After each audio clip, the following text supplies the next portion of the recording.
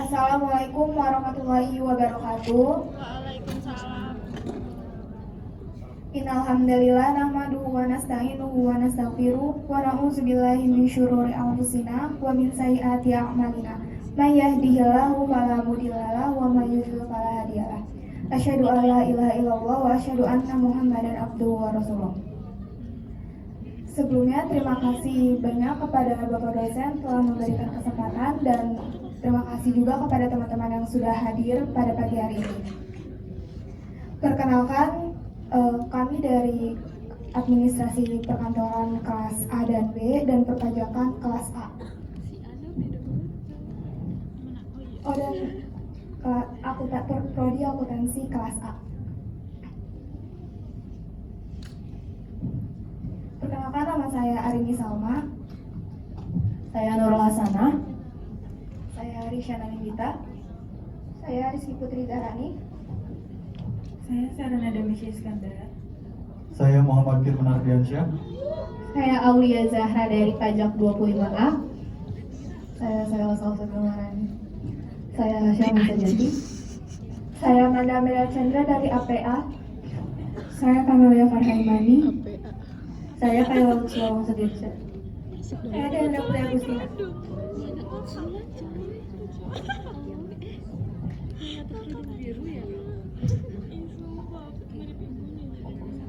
Oke, materi yang pertama itu ada data ketimpangan gender. Jadi di dalam data ketimpangan gender ini ada faktor penyebab utama ketimpangan ini, yaitu yang pertama budaya patriarki yang menganggap peran utama perempuan itu hanya di ranah domestik atau lebih dominan di laki-laki. Yang kedua itu kurangnya akses pendidikan dan pelatihan yang membuat peluang pekerja lebih sangat sempit. Contohnya itu beberapa komunitas menahan perempuan untuk bekerja atau belajar lebih tinggi. Padahal ajaran Islam mendorong perempuan untuk belajar, bekerja, dan berkontribusi aktif di masyarakat. Nah, solusi dari permasalahan itu adalah dengan memperkuat nilai-nilai Islam tentang keadilan, penghargaan terhadap perempuan, dan kesetaraan peran agar perempuan dapat berkontribusi penuh dalam masyarakat.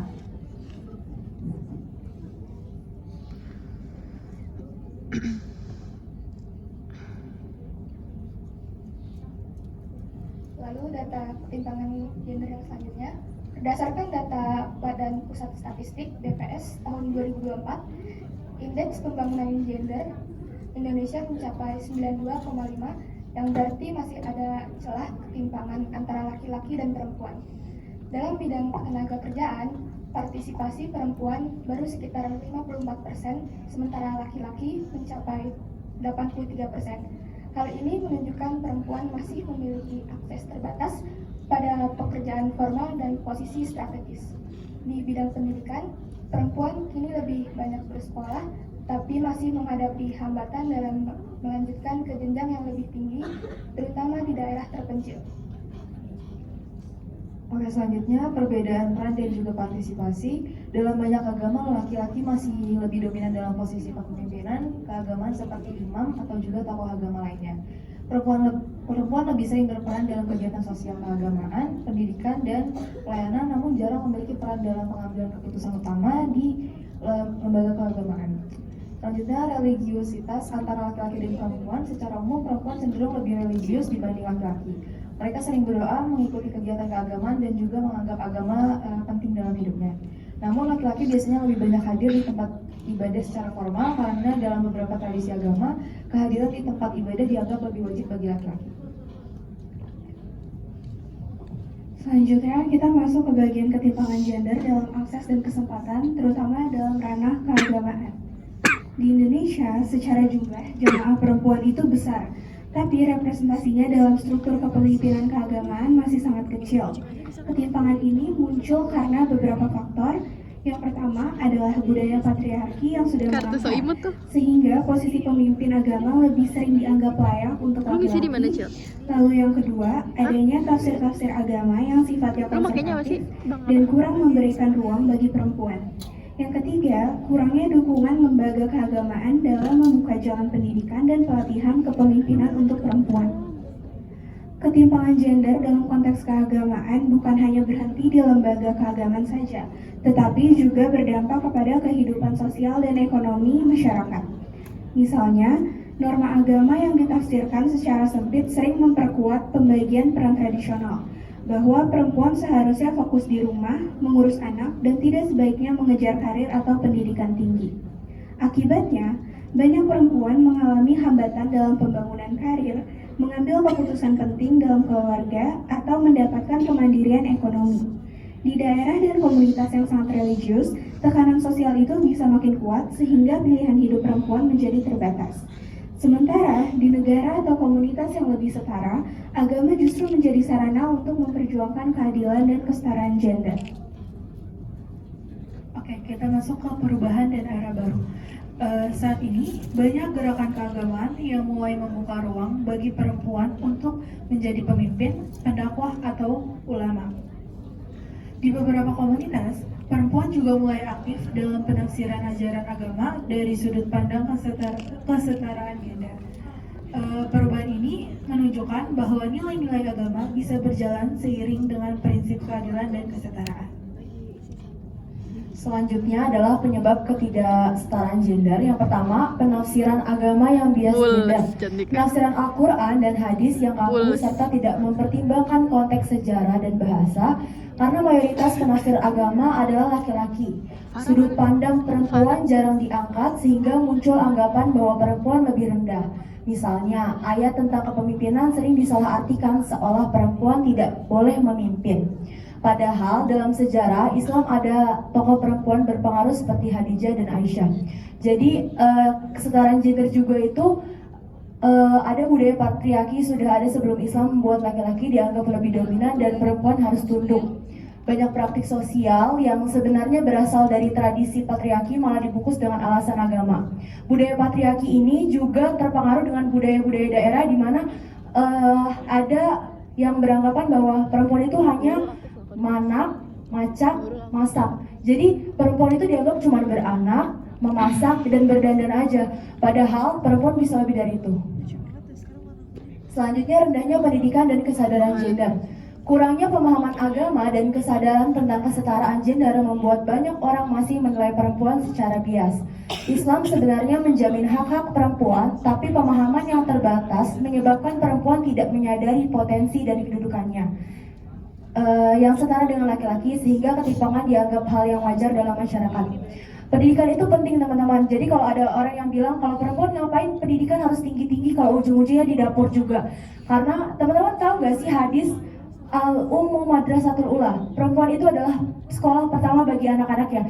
Jadi ketika ibunya aja pintar, ibunya aja berpendidikan, gimana nanti anaknya bisa ikut jejak ibunya. Jadi pendidikan itu penting. Pendidikan adalah investasi jangka panjang yang gak ada ruginya. Selanjutnya, struktur sosial ekonomi yang tidak adil. Perempuan sering memiliki akses lebih sedikit terhadap pekerjaan, sumber daya ekonomi, dan perlindungan hukum dibanding laki-laki. Akibatnya, banyak perempuan yang sulit mandiri secara finansial dan akhirnya bergantung pada laki-laki. Selanjutnya, penyebab ketidakadilan gender juga bisa datang dari media, di mana media sering sekali menggambarkan perempuan sebagai sosok yang lemah, emosional, atau hanya cocok di ruang domestik. Ketika gambaran seperti ini terus diulang, akhirnya masyarakat jadi percaya bahwa perempuan memang tidak pantas berada di ruang publik. Padahal, kalau kita lihat sejarah Islam, perempuan punya kontribusi besar dalam banyak bidang. Ada perempuan yang berperan di pendidikan, ekonomi, bahkan dakwah. Itu artinya keterbatasan yang kita lihat hari ini bukan hanya berasal dari Islamnya, tapi dari stereotip yang dibentuk media modern. Lalu, penyebab berikutnya adalah kurangnya keterlibatan perempuan dalam lembaga keagamaan. Banyak lembaga agama masih didominasi oleh laki-laki, sehingga sudut pandang perempuan sering tidak masuk ke dalam proses pengambilan keputusan. Kalau pandangan perempuan tidak ikut terlibat, akhirnya banyak kebijakan atau aturan agama yang tidak sensitif terhadap kebutuhan dan juga pengalaman perempuan. Padahal Islam mengajarkan musyawarah dan juga keadilan, yang artinya semua pihak seharusnya mendapatkan ruang untuk berperan. Kalau perempuan diberi kesempatan yang lebih luas untuk terlibat dalam lembaga agama, keputusan-keputusan yang dihasilkan tentu bisa lebih seimbang dan juga lebih sesuai dengan keislaman. Berikutnya, ada masalah penggunaan hadis tanpa kajian yang tepat. Kadang ada hadis yang langsung dijadikan dasar untuk menilai perempuan tanpa melihat sanatnya, kualitas hadisnya, dan juga konteks sejarah yang hadis tersebut muncul. Akhirnya muncul pemahaman yang salah seperti anggapan bahwa perempuan itu lebih rendah atau kurang layak untuk memimpin. Padahal banyak sekali ulama yang menegaskan bahwa memahami hadis itu harus memperhatikan konteksnya, situasinya, dan juga kapan hadis tersebut disampaikan.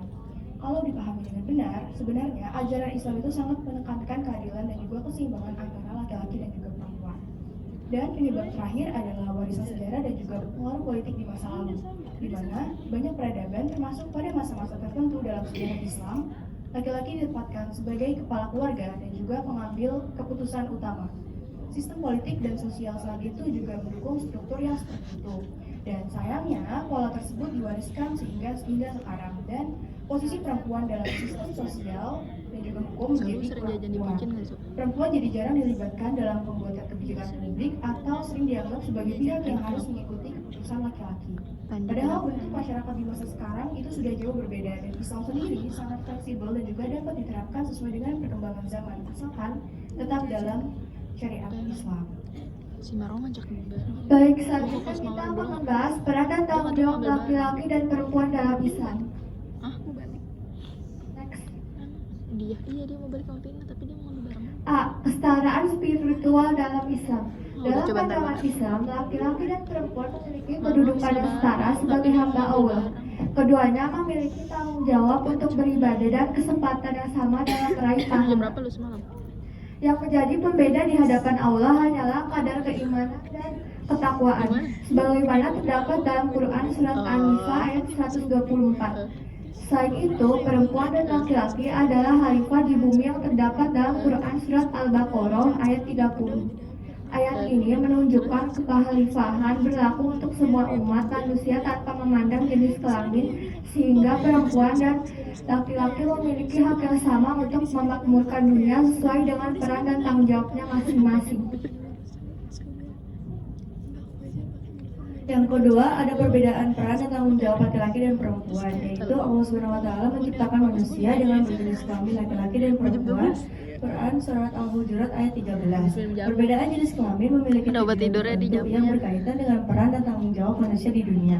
Perbedaan ini justru mendukung pelaksanaan tugas masing-masing sebagai khalifah Allah.